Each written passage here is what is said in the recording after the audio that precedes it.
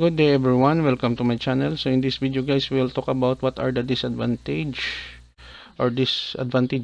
of data science. Before we start, I would like to say thank you so much to all my viewers, silent viewers, and supporters in my channel. Thank you for watching my videos.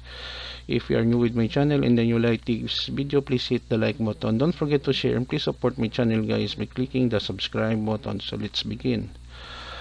While data science offers numerous advantages, it also some disadvantages and challenges. Here are some key disadvantages. Number 1, high cost of implementation.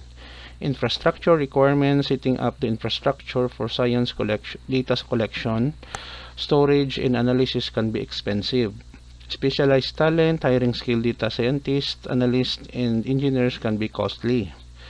Number 2, complexity of data handling. Data quality issues. Data cleaning and pre-processing require significant effort and can affect analysis results if not done correctly. Unstructured data handling. Unstructured data like text, images, and videos is complex and requires advanced techniques. Third, ethical concerns. Data privacy issues. Data science often involves analyzing personal and sensitive data, raising privacy concerns.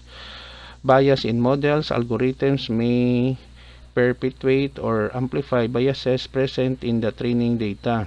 Number 4, dependence on data availability. Data scarcity. Insufficient or poor quality data can lead to unreliable results. Data silos. Organizations may face challenges accessing data spread across different departments or systems. Fifth, overfitting and model accuracy. Overfitting. Models may perform well on training data but fail to generalize to new data. Uncertainty in predictions. Predictions are often probabilistic and can be misinterpreted as definitive answers. 6. Resource intensity. Time consuming. Building, training, and deploying machine learning models can be time intensive. Computational costs. High performance computing resources may be required for certain tasks, increase operational costs. 7. Lack of domain knowledge. Data scientists may lack domain-specific knowledge, leading to misinterpretation of results or incorrect solutions.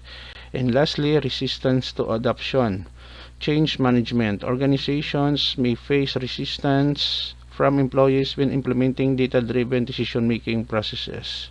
Skill gaps. Employee may require training to understand and leverage data science insights effectively. Okay guys, so this is the end on what are the disadvantages of using or implementing data science in any organizations. Thank you so much for watching and listening. If you like this video, please hit the like button. Don't forget to share and please support my channel guys by clicking the subscribe button. See you in the next video tutorial guys. This is your friend Jake saying bye bye for now.